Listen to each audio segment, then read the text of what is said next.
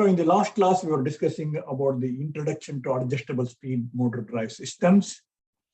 We discussed the applications of the electric motors and the motors themselves, that is the types of motors, the power converters, and the controllers.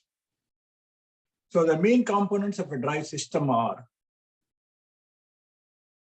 motor, that is the electric motor, the power converter, the load, and also sometimes we may use the gear also, gear system. So we need all these components to put together a drive system. Of course, there is a source required. The source can be a battery or it can be from the grid itself. So now we will look at the load characteristics and what are the different types of loads. So the motor drives a load which has a certain torque speed requirements. Why do we need the motor, the power converter, the source, and all those things? They are all required to drive the load. The ultimate application is to drive the load. Okay? So that's why we need to understand the load characteristics. So in order to design a good drive system, we need to have a clear idea about the characteristics of the load. The load can be of different types depending on the application. For example, in feed drives, the load is, or the load torque is directly proportional to the speed of the motor. In fans and pumps, it is proportional to the square of the speed. In some applications, the torque can be constant as a function of the speed up to a certain value of the speed, and above that, the torque can also decrease. So it all depends on the applications. And the motor can be connected to the load through a set of gears. Most of the time we use the gear set. I will talk about it later. Why do we need the gears and how do we use them? So the gears have a teeth ratio that can be treated as torque transformers. So what are the different types of loads? The gears. So if you have to have a certain load running at a certain speed and the motor is running at a certain speed, they have to be matched. That's why we use the gear set. Okay. So the gears are used to amplify the torque on load side at low speed compared to the motor speed. Generally, the motor will be running at a higher speed and the load will be at a lower speed. Now we need to match. So the gears act like a transformer. So if you know the transformer, the primary voltage can be different from the secondary voltage, and the primary current can be different from the secondary current. But the power is same. That is, primary power P1 and the secondary power P2 are same, assuming it is 100% efficiency. But P1 equals V1I1 and P2 is V2I2. There are different voltages and currents, but the power is same. Same thing in a gear system, the power is constant. Okay. But the torque and the speeds can be different. So generally, the motors are designed to run at higher speeds because it has been found that high speed, the lower is the volume and size of the motor. So the power equals torque times speed, right? So higher the speed, lower the torque to keep the power constant. Okay, so the power is constant, but higher the speed, lower the torque. So if the torque is lower, the size of the motor is also will be lower because the size of the motor depends directly on the torque. Okay, and the torque is proportional to d squared L of the motor. D is the diameter and L is the stack length. Okay. So lower the torque, the size of the motor will be less. Okay. So that's why we always try to design the motor at as high a speed as possible so that the size can be small. So the following laws govern the gear system operation. The power handled by the gear is same on both sides. That is assuming 100% efficiency. And the speed on each side is inversely proportional to its tooth number. Okay. So it has a certain number of tooth, and this one is certain number of tooth. And then the T1 omega 1 equals T2 omega 2. On one side, torque is T1 and the speed is omega 1, and the other side is it is T2 and omega 2. So the torque T2 equals T1 times omega 1 by omega 2. But omega 1 by omega 2 equals N2 by N1. So N1 and N2 are the number of tooth. Okay. The speed is inversely proportional to this tooth number. So omega 1 is inversely proportional to N1 and omega 2 is inversely proportional to N2. Okay. So the load characteristics. It is very important to understand the load characteristics to design the drive system. So the process of selecting an adjustable AC or DC drive is one way where load is primary consideration. So the load is the primary consideration in designing the drive systems. So we need to understand what type of load is associated with the given application, means what type of load characteristics and what is the size of the load. For example, if you have to design the power converter and the motor, you need to know the power rating of the load and what voltage it has to be operated. All those things we should know. And then means what voltage the motor has to be operated, because motor drives the load. So the load characteristics determine the size of the motor, and in turn we select the voltage and current to be applied to the motor. So once we select the motor, then we can select the power converter also. The power converter, it can be either a converter, AC to DC converter, or a DC to AC converter, depending on the type of the motor. And also, does the load involve heavy inertia? If it involves, means you need more torque to start the system. So what are the motor considerations? For what speed range are heavy loads encountered? So what is the characteristics of the load as a function of the speed has to be known. Okay. So motor loads can be constant torque and constant horsepower also. Already I told you some characteristics depending on the directly proportional to the speed, some are directly proportional to the square of the speed, some are constant torque load. That is, as the speed increases, the torque remains constant. Here you see as the speed is increasing, the torque is remaining constant. And the other one is horsepower can remain constant. Then in that case, the torque decreases. For example, here, the horsepower is constant, but as the speed is increased, the torque decreases. It has to always follow the relation power equals torque times speed. So constant torque loads are example conveyors, extruders, and surface winders. And many of the industrial drive systems can also be constant torque load. systems. And constant horsepower loads are center-driven winders, machine tools, spindles, etc.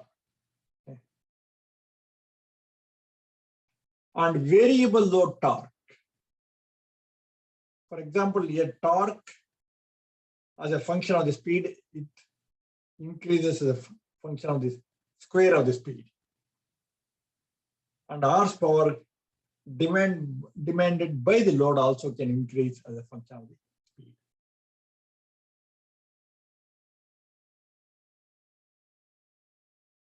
The constant horsepower with the torque varying inversely with speed. So constant horsepower with the torque varying inversely with speed. That means as the speed increases, the torque will decrease. So these are all metal cutting tools operating over wide speed range. And constant torque with power varying as a function of speed. So general machinery, hoists, conveyors, printing press, etc. And the loads where power varies as a square of the speed, torque also varies with speed. So positive displacement pumps, some mixers, some extruders. And then power varies as a cube of the speed, and torque varies as a square of the speed. The centrifugal pumps and fans. High inertia loads. These are typically associated with machines using flywheel to supply most of the operating energy and punch press. Shock loads. Drivers of crushers, separators, grinders, conveyors, and even vehicular systems. Even in rolling mill drives, where the billets are made, or the rods are made, the heavy blooms come and hit the rollers, and the motor has to withstand such a sudden impact. So momentarily the speed drops, but the control system controls in such a way that it regains its speed. Okay. Then braking means how do you stop the motor? There are certain applications where you don't do much, the load itself will cause it to stop. And dynamic braking is another type of braking. Resistive load uses generator effect.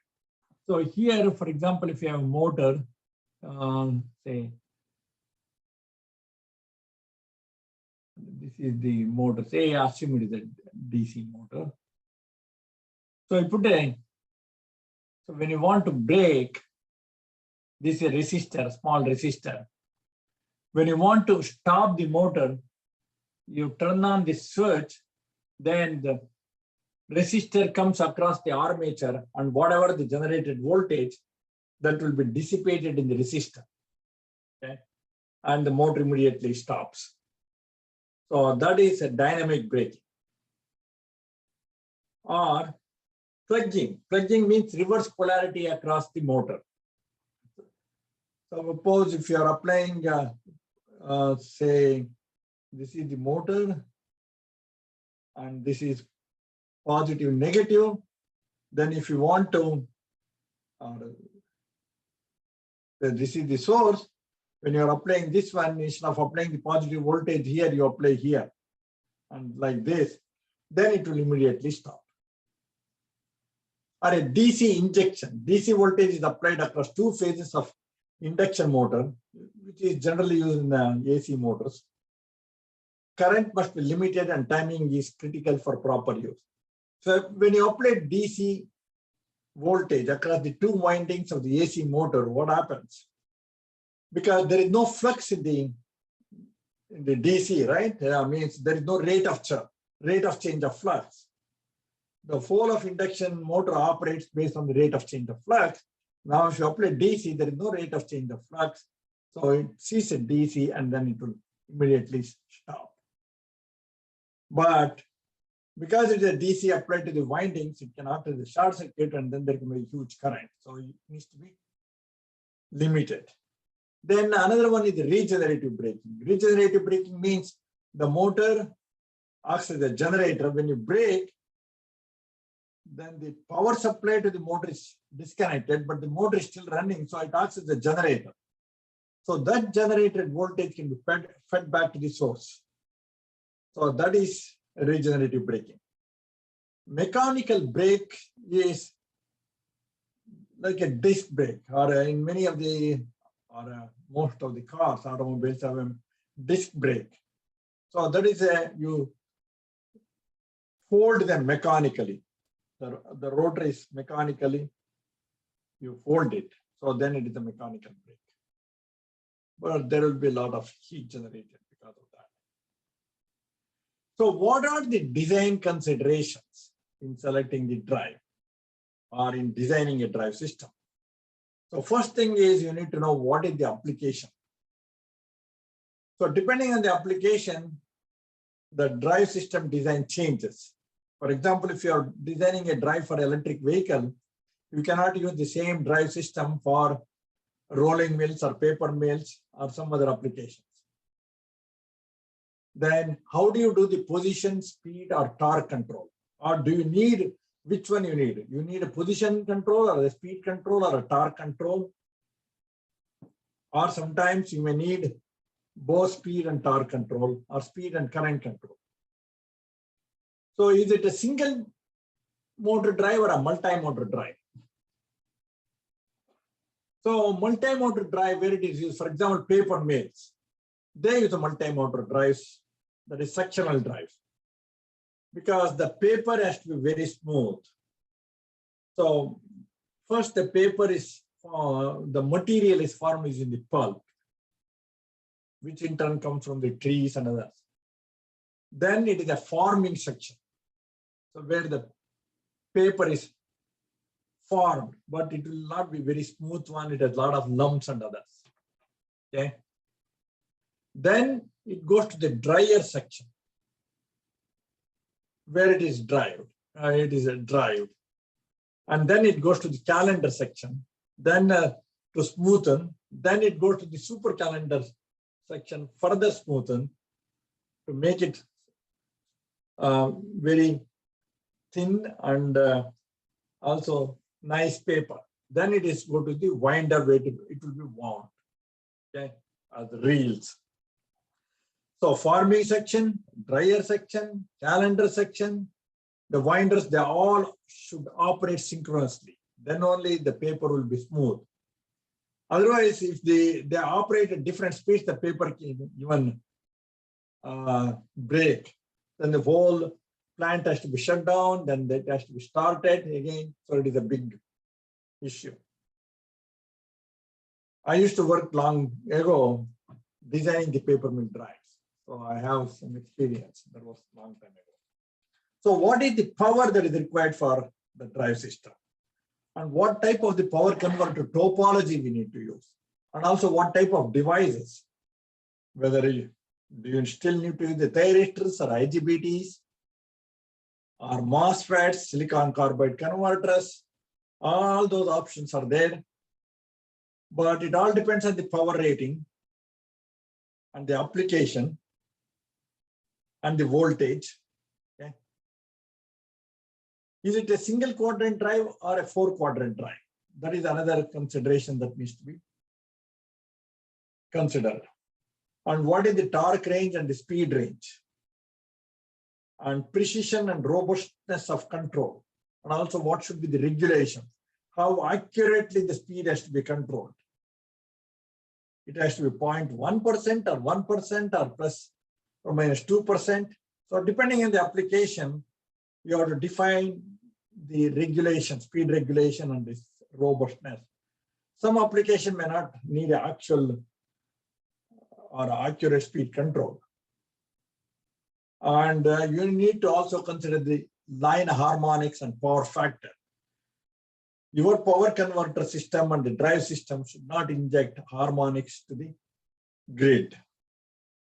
And also cost and efficiency considerations. Cost is a very important one, and also they have to be efficient. And is it a new application, or you're going to retrofit the existing application? Okay. So if the input is a AC and out, it is a DC motor, you use a thyristor control DC drive system. So you must have gone through in detail the operation of the thyristor converters, the thyristor drives, how the output voltage of the thyristor converter is varied as a function of the firing angle. So ED, the output voltage, is given by ED0. That is, the ED0 is the voltage with firing angle alpha equals 0. So by varying this firing angle, you can control the output voltage. And this ED is 0 is controlled, given by 3√3 EM by pi sine pi by M. M is the number of phases. So for a 3-phase system, M equals 3. So this is a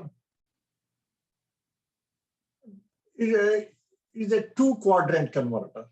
Means you can have a forward motoring and forward generation, because the firing angle can be controlled from 0 to 180 degrees. If the firing angle is from 0 to 90 degrees, then it is motoring. From 90 to 180 degree, it is generating or regenerative operation. So it is a 2-quadrant converter. In a mini drive system, they don't use 6 thyristors, they use only 3 thyristors at the bottom, 3 diodes at the top, or it can be other way, 3 diodes at the bottom, 3 thyristors at the top. In that case, it is a single quadrant converter. You cannot use it as a 2-quadrant converter because the diodes will not block the reverse voltage. Or I mean, the diodes will not block the forward voltage. Okay.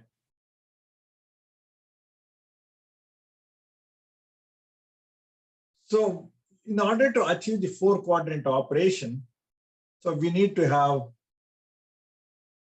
2 thyristor converters or 2 thyristor 3-phase bridge rectifiers.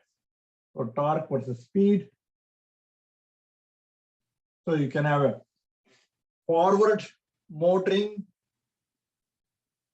This one is forward motoring, and this will do the reverse motoring, and this will do the forward generation, and this will do the reverse generation. Okay. So you can have all the 4-quadrant operation using these 2 thyristor converters. Then we look at the variable frequency drive systems. That is, so this is for DC drive systems only, not for AC drives. If you want to have or to design a DC or AC drive system, you need to have variable frequency drive, which can provide variable frequency and variable voltage to control the speed and torque of the motor. So you have a 60 Hertz source, say 480 volt, 60 Hertz. Then it goes to a rectifier, AC to DC, there you get a DC. Then we need an inverter. An inverter is the one which converts DC to AC of variable frequency and variable voltage. Okay. So you can use a diode bridge converter for getting the DC from AC. So if it is a 480 volts, 60 Hertz, so you get the DC voltage here. Use an LC filter to smoothen the ripple. Otherwise, the ripple voltage will be like this. So we want to more or less smoothen it for the inverter. That's why we use an LC filter, and this is an inverter. So the inverter output is controlled using the pulse width modulation, PWM. So we get the variable frequency and variable voltage It can be sine triangle PWM or space vector PWM or any one of them. All these modulation techniques you must have studied in your 6305 course. Okay. So this is a typical drive system. Here the DC input is not controlled because it's a diode bridge. Okay. Because this is an inverter where you can control both voltage and frequency, you don't need to have variable voltage at the input of the inverter. Okay. You need a fixed voltage.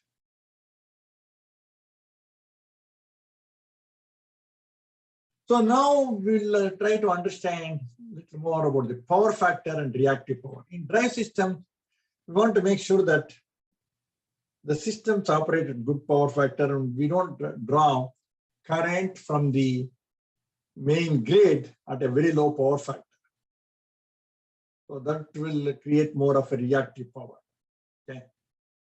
So the power factor, you all know what it is. Basically, it is the real power divided with the apparent power. So if you know VRMS per phase, and if you are RMS phase voltage and RMS phase current, so apparent power is what? If it is a three phase, it is 3 times VRMS times IRMS. Okay. So what is the real power? Real power is equal to VRMS times IRMS times cosine theta. So that cosine theta is the power factor. Or the power factor is real power divided by the apparent power, P divided by EI. Okay. So the power factor definition is independent of the frequency and waveforms. Okay. So it just is the real power and then divided by the apparent power. So you should know VRMS and IRMS. So maximum value of the power factor is achieved when the instantaneous voltage and current at the circuit terminals are in this time phase at every instant of the cycle. So when cosine theta is maximum, theta equals 0. What is theta? Theta is the angle between the voltage and the current. If this is the voltage and this is the another one, then theta equals 0. If the current starts from here, then theta is not 0. Then the power factor will be different. So when theta equals 0, power factor is unity because cosine 0 is unity. If it is say 90 degrees, this one, then cosine 90 degree is 0. Theta equals 90 degree, but cosine theta is 0. The power factor is 0. So that is not very good. Then the real power is 0. For unity power factor, the terminal voltage and current must have the same wave shape, whatever the wave shape may be. Okay. So power factor is defined as the ratio of the average power measured at the terminals. So the power factor is real power over apparent power. Real power is also the average power. There is no RMS power. Even though we multiply RMS voltage and RMS current, so it is called the average power when it is multiplied by cosine theta. Okay. So the power factor is given by VRMS times IRMS times cosine theta divided by VRMS times IRMS. The angle theta is known as the power factor angle. So you are all very familiar with what is an RMS value of the current. I'm just putting it just for the sake of people who may have forgotten, because those who have gone to the university maybe 10 to 12 years ago and they were registered for this class, then it is just a brush up. So RMS value of a current of any shape is defined as the value of direct current that is equivalent with respect to the generation of heat if carried by a linear resistor. So basically, the RMS value of current is defined as the AC current that produces the same heating effect as the direct current in any given resistor or a linear resistor. Okay. So it is the heating effect that is produced by the DC current and the AC current should be same to get the same RMS value in a linear resistor. So the RMS current is basically given by I squared R dt integration of 0 to t, or it is square root of 1 over 2 pi 0 to 2 pi I squared d omega t and the whole square root. So that is the expression for RMS current, and the heat is, of course, we all know I squared R is the loss. And so during a certain interval, you integrate that one, that expression during that particular interval, then you get the heat generated. So now you have the heat generated in a given cycle and divide by 2 pi, that is the average over one cycle. That is the RMS current. So now let us look at the nonlinear loads. All loads are not linear. So what is a linear load and what is a nonlinear load? In a linear load, the voltage or the current is directly proportional to the voltage. When you apply certain current or when you apply certain voltage, the current is produced which is linear to the voltage. It is proportional to the voltage. But in nonlinear loads, it is not necessary. It can be a different shape. Okay. A nonlinear load, the current can be like this. In a linear load, it will be, so voltage is like this, current will also be like this. But in a nonlinear load, voltage can be sinusoidal, but the current need not be sinusoidal. Okay. Non-incandescent lighting and computers. Computers means the power supplies for the computers. So if you say take a diode bridge, just a simple diode bridge, okay, single phase one.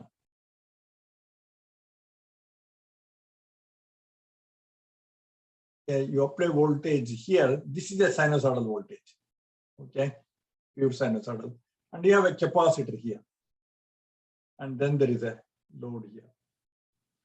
So if you look at the voltage waveform may be like this, but the current that is before the filter, after the filter, it can be extracted. So means without this capacitor, the voltage waveform will be like this. With capacitor, the voltage waveform will be like this, almost DC. But the current waveform here, the AC current, it will be like this. Because you see, if say this is the level of the DC voltage, okay, and this is the input voltage, and this is the DC here. So as long as this input voltage is lower, then the DC voltage, there won't be any current in the line. So the current will be zero. Only when the input voltage exceeds the DC voltage or the average DC voltage, then there will be current. Okay. So the current waveform is like this. So these are all non-linear loads or uninterrupted power supplies, telecommunication equipment, copy machines. They all use a rectifier, diode bridge rectifier or some other type of rectifier. Battery chargers, electronic variable speed drive systems. There the current is basically can be square wave in a three-phase converter. The input current can be a square wave. This you must have seen in a thyristor DC converter. Or any load with a solid state AC or DC power converter. That will be a nonlinear load. So all these nonlinear loads can generate harmonics.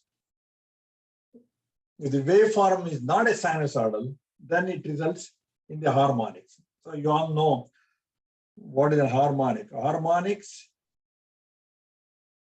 is a series of sinusoidal waveform. When you add all of them together, then you get the actual waveform. For example, this is the actual waveform. This is a square wave. So this waveform is a series of harmonics. So if it is a symmetrical, then it will have all the odd harmonics, 1, 3, 5, 7, 9, all these harmonics. So means basically what does it mean? It will have a fundamental, it will have a third harmonic, it will have a fifth harmonic, all those things. If you add them together, then you get a square wave. That is the harmonics. So harmonics are a mathematical way of describing distortion to a voltage or current waveform. So if it is not a fundamental only, then it is the rest of the other waveforms are all like a distortion to the system, okay, or distortion to the waveform. The term harmonic refers to a component of a waveform that occurs at an integer multiple of the fundamental frequency. Okay, so it can be 3 times, 5 times, 7 times, 9 times. If the waveform is not symmetrical, then you can have even harmonics also. So harmonics, they cause serious problems of interference with sensitivity measurements and communication systems. So also harmonics are unwanted waveforms. They generate basically heat. So that results in the losses in the system. So because of the switching nature of the majority of power electronic circuits, the current is distorted while the line voltage remains sinusoidal, which I already shown you. So in steady state, the non-sinusoidal nature of the line current produces unwanted oscillatory components at different frequencies. So they all can also result in the affect the stability of the system. Okay, and also they generate heat, and hence there will be losses. For example, in motors, they can also create torque pulsations because fifth harmonic is a positive sequence, and fifth harmonic is a negative sequence, and seventh harmonic is a positive sequence. They interact together and produces a sixth harmonic torque. So this is a fifth harmonic is positive, seventh harmonic is a negative one. The interaction of fifth and seventh will result in sixth harmonic torque that creates a torque pulsation. Okay.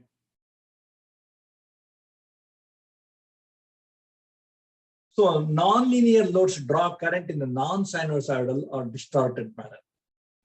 So the harmonics are a resultant of the non-sinusoidal nature of the waveforms. If it is a perfectly sinusoidal, then there are no harmonics. Harmonics are typically present in both network currents and network voltages. Also, nonlinear current draw creates nonlinear voltage as it flows through the electrical network.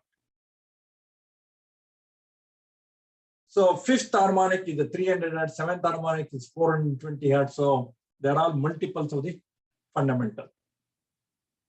So why fifth harmonic is a positive sequence, negative sequence, and seventh is a positive sequence? Because the waveform is 0, 120, and 240. If you multiply by 5, it creates a waveform. If you 0 times 0, 5 times 0, 0, 120 times 5 is 600. Okay, so 600, if you subtract 360, that then becomes 240, then this becomes 120. Okay, so that is a negative sequence, 0, 240. Seventh harmonic results in 0, 120, 240. 240. So there is a positive sequence. Okay. So the problems with the harmonics are interference with communication systems, distort the shape of voltages, resulting in notches. They can cause excessive heating and torque pulsations. Also resonance in the conditions, so that is also not good. Metering and instrumentation are affected due to presence of harmonics. And also they can affect the TV video signals. And also because of the losses created by the harmonics, it also affects the efficiency of the system. Okay. So this gives you an idea of the fundamental. This is the second harmonic.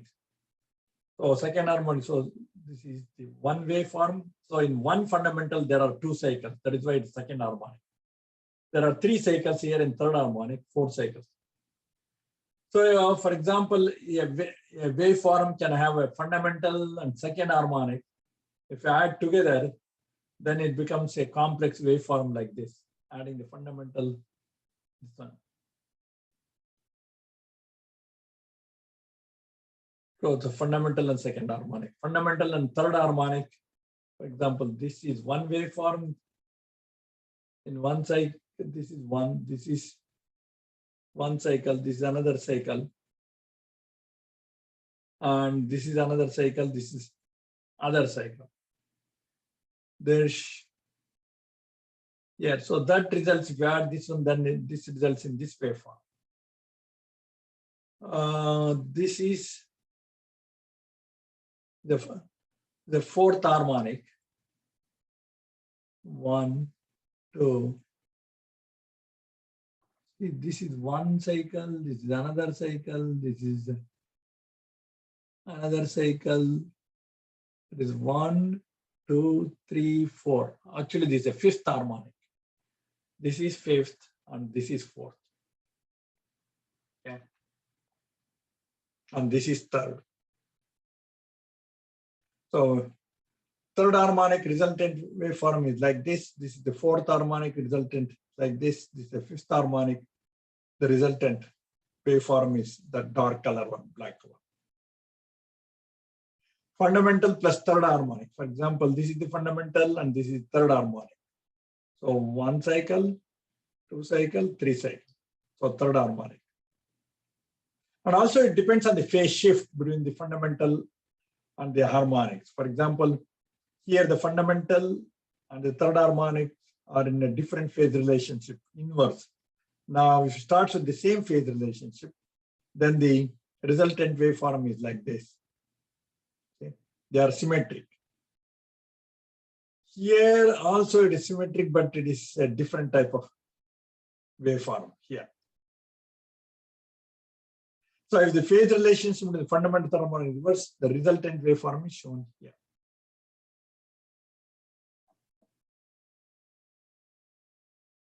So then you can see the fundamental plus second harmonic.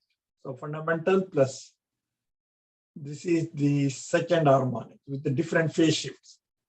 So depending on the phase shift, you will get a different resultant waveform. Yeah. Okay.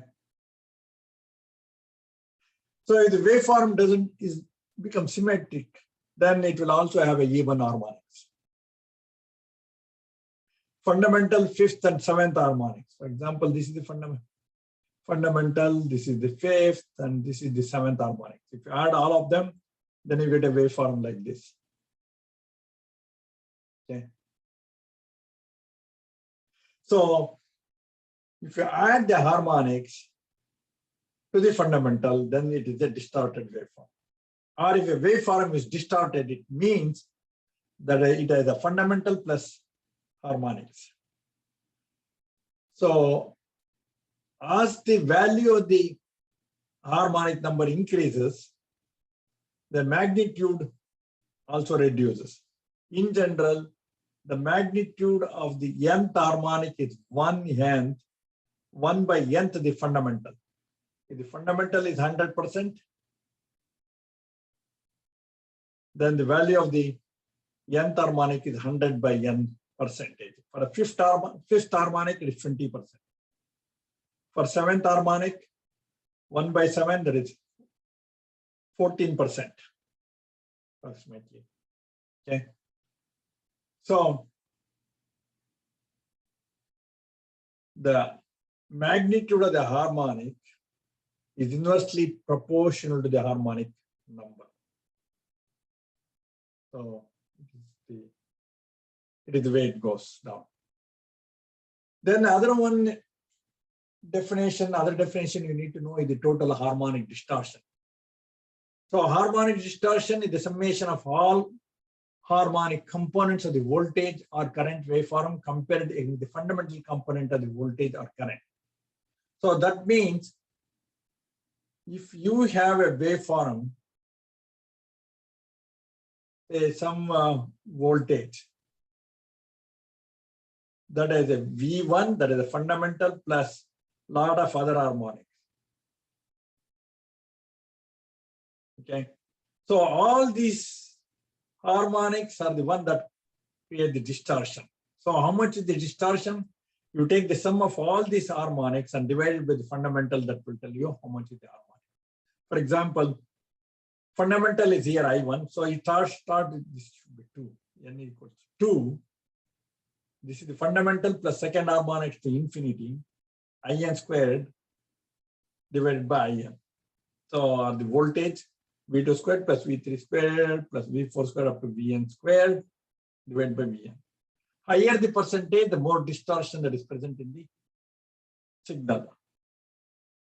So if you have more distortion, that can affect the electrical equipment also. They also can create harmonics. And also if you are injecting the harmonics to the grid, then that will also affect the grid voltage. So another definition you need to know is the average power. If you multiply the IRMS and VRMS, you get the apparent power. You multiply it by power factor, you get the average power. Okay.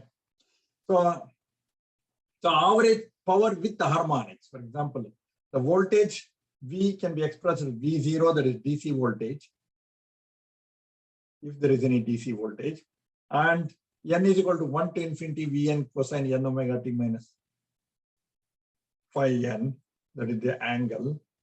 And the current can be similarly expressed DC current plus the fundamental and all the harmonics. So for average power, you need to multiply the voltage and the current first.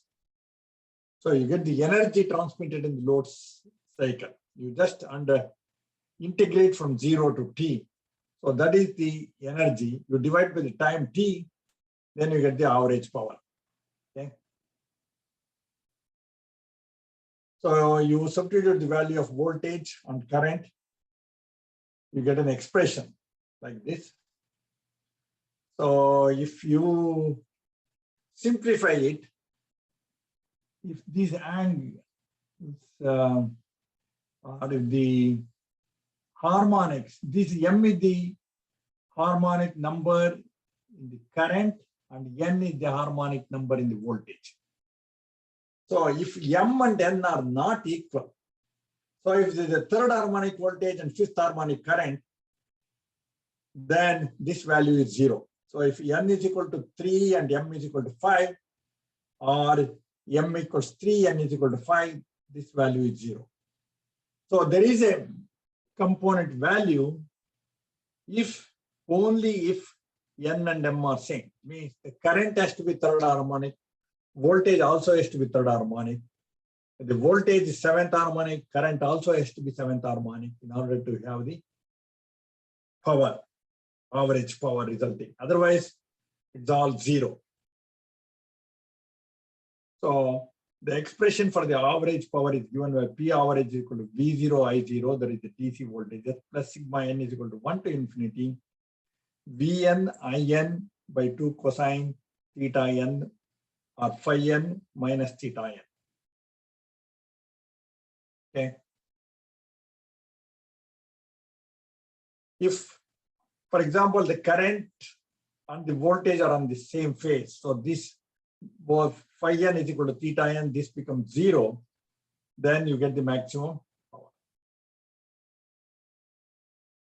So the net energy transmitted to the load only when the Fourier series of V, T, and IT contain the terms of the same frequency. So that is m equals n. If the voltage and current both contain third harmonic, then they lead to the average power V3 by I3 or V3 I3 divided by 2 times cosine phi 3 minus theta 3. Then it depends on the value of phi 3 and theta 3. If they are in the same phase, then it will be V3I3 by 2. So an example here, voltage is fundamental and the current is third harmonic. So the current is 1, 2, 3 cycles, voltage is 1 cycle, and the net power, you multiply voltage times current, you get this waveform, but the average value is 0 because the fundamental voltage, but the current is third harmonic. In this case, third harmonic current and third harmonic voltage. So the voltage and the current are same. So you get PT. So it is a non-zero average. Average value is not 0. Okay. So another example, for example, we are 1.2 cosine omega t plus 0.33 cosine 3 omega t plus 0.2 cosine omega t. And this is the expression for the current. Then you see that you have a fundamental voltage, but there is no fundamental current. You have there is a fundamental voltage and also there is a fundamental current because 1, 1. But there is a third harmonic voltage, but a fifth harmonic current and seventh harmonic current, but there is a fifth harmonic voltage. So the power is produced only from these two, fifth harmonic and the fundamental. So 1.2 times 0.6 divided by 2, and that is 1.2, 0.6. And the angle difference between the angle is 30 minus 0 is 30 degrees. And the fifth harmonic is 0.2, and this one 0.1, 0.2 times 0.1 divided by 2. The divide by 2 comes from this equation, this divide by 2 is there. And the angle is 45 degrees minus 0, so cosine 45 degrees. So that results in 0.32. Okay. Another example is voltage is the first, third, and fifth, and current is first, fifth, and seventh. Now you have the power from the fundamental and the fifth harmonic, not from seventh and third. So the net energy is transmitted fundamental and fifth harmonic frequencies. So you get like this. So how do you attenuate the harmonics? There are various options. How do you reduce the amount of harmonics? You can use the reactors. So if it is a drive system, you can put a line reactor on the DC side. That will smoothen the voltage waveform. That way you can reduce the harmonics to some extent. On the AC side, you can put on the AC side also. AC line reactors, you can put it here. Then that will also help to reduce the harmonics because that will smoothen the waveform. So AC line reactors provide better input protection. DC line reactors provide load insensitive drive output voltage. DC link reactors provide load insensitive DC output voltage. Here it is not connected to the load, it is just on the DC side, it will filter out. So both will provide some similar harmonic benefits in reducing the harmonics. Or you can use a hybrid filters. They are in series with the drive input. And also you can have another shunt filters also you can use. So this is the AC and you put a shunt filter and another type of reactors you can use. So that will also help to reduce the amount of total harmonic distortion. And you can use a multiple pulse rectifiers, 12 pulse or 18 pulse. They don't have to be 6 pulse. In many electrolytic industries or high power industries, where the process industries, they use the 12 pulse or 18 pulse rectifiers. They also use the phase shifting transformers.